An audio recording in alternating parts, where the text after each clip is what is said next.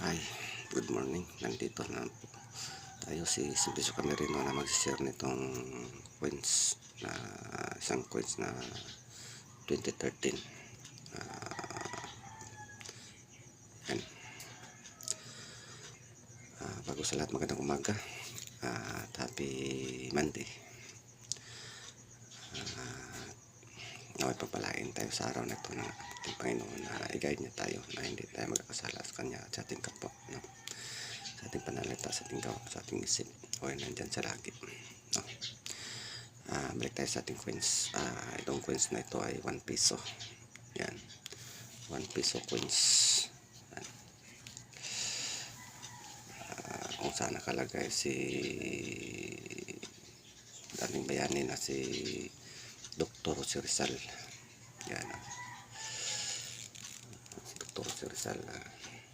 Yan ang kanyang face value, 1 piso.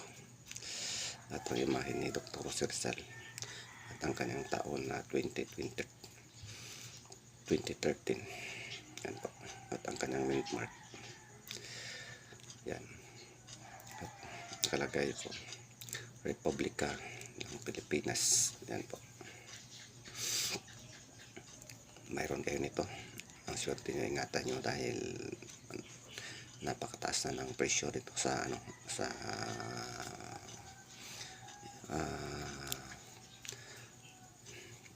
eBay. Sa eBay, no? Tingnan nyo sa eBay kung magkano to ngayon sa kanilang price list. Dahil iwan ko kung bakit napakataas ng presyo nito, kung ano kung meron nito. At tingnan nyo kung may error ba siya, wala, no? Tingnan nyo sa kanyang mukha.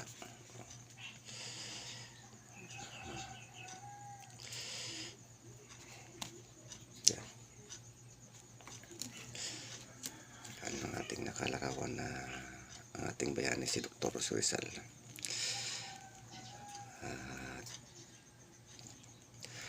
Tingnan natin sa likuran. Yan. Sa likuran niya. Yan. Kung saan nakalagay kung kailan siya ginawa. Ito, 1993. Yan. At nakalagay ang Bangko Sentral ng Pilipinas. Ang ating araw na sumasagisag na bayan nating Pilipinas. Yan. At ang ating bundok, Mount Apo, pinakamataas na bundok, no? Yan ang ating lawa. Yan po na sumasagisag dito.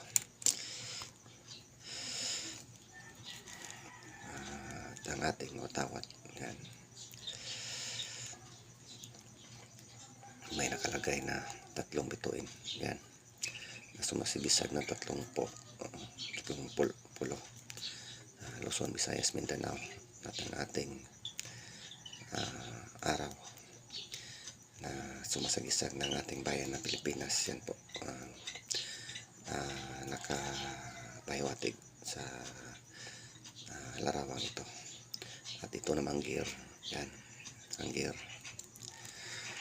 Nagsisimbolo ito sa ating economics, na tumatakbo ang ating economics, no? Ekonomiya, yung business, no? Economics. Yan po.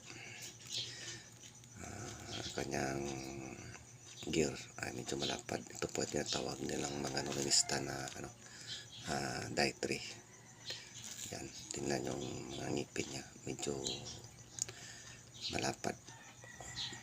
Ang Taiwan kasi medyo matulis yung ngipin niya at medyo mababa lang.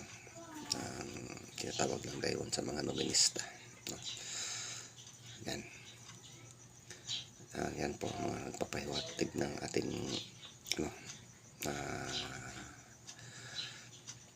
ng ating 1 piso coins. Anong mga sign o simbolo o anong nagpapahiwatig nito na nakalagay, no? Yan.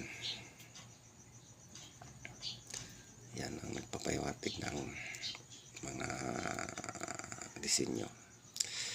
Kung mayroon kayo nito, ingatan nyo dahil napakataas na ng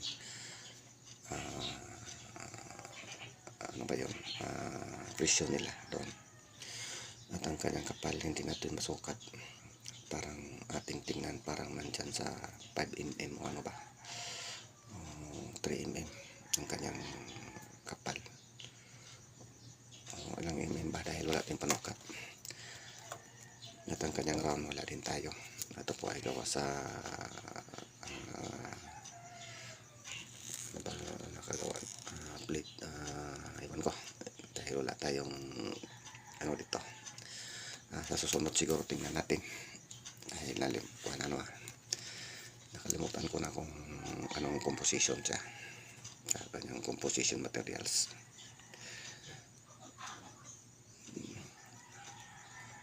Yan po,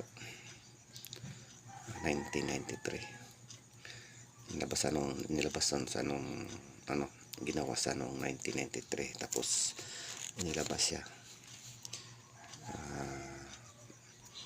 noong 2013. Yan, kung mayroon kayo dito, mayroon ka nito, napakaswerte mo, ingatan mo at huwag mo nang ipagbili. Ilagay mo sa tamang lalagyan para may maghanap sa iyo, may maibigay ka. Alam nating hahanapin to sa mga collectors sa dating na panahon dahil rare na to ngayon. Tingnan nyo dito sa sa kanyang gilid, parang error siya. Yan ang kanyang error. Hanggang dito na lang. Huwag kalimutan mag-subscribe, follow at paki-comment sa baba sa comment section, at paki-press na rin sa notification bell para naman kayo sa susunod ng mga video. Hanggang dito na lang. Bye bye.